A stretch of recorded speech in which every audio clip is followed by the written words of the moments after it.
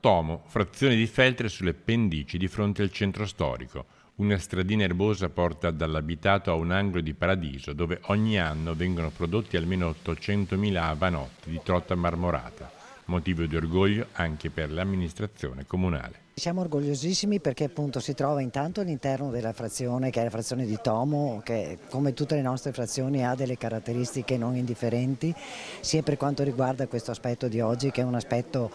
che tratta appunto tutto il discorso della trota marmorata, l'ambiente eccetera, è un centro di eccellenza nel Veneto ma anche a livello nazionale. È il centro ittiogenico dove sono appena stati investiti per il rifacimento del tetto 200.000 euro finanziati dal Fondo per i Comuni Confinanti e dalla provincia di Belluno. Spesi bene, con velocità, con idee chiare, portati avanti da una persona eccezionale che è Denis Perer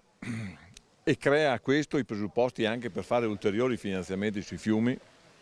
per i pescatori, per il turismo ittico e anche per l'intera provincia di Belluno. Denis Perer che trasformò 30 anni fa quella che era una latteria in quello che vediamo oggi. Noi cerchiamo di differenziare i ceppi per vari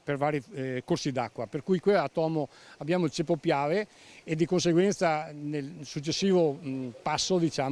queste le trote vengono liberate nell'asta del Piave per la provincia di Belluno e per la provincia di Treviso. Ora bisognerà continuare gli ammodernamenti e Veneto Acque metterà a disposizione 400.000 euro per garantire una seconda sorgente presa a monte della strada che attraversa Tomo e portare l'acqua in questo angolo di natura talmente incontaminata che tra qualche istante, mentre il sindaco si allontana, se aguzzate gli occhi, vedrete due femmine di capriolo passare alle spalle dell'intervistato. Fa un grosso investimento,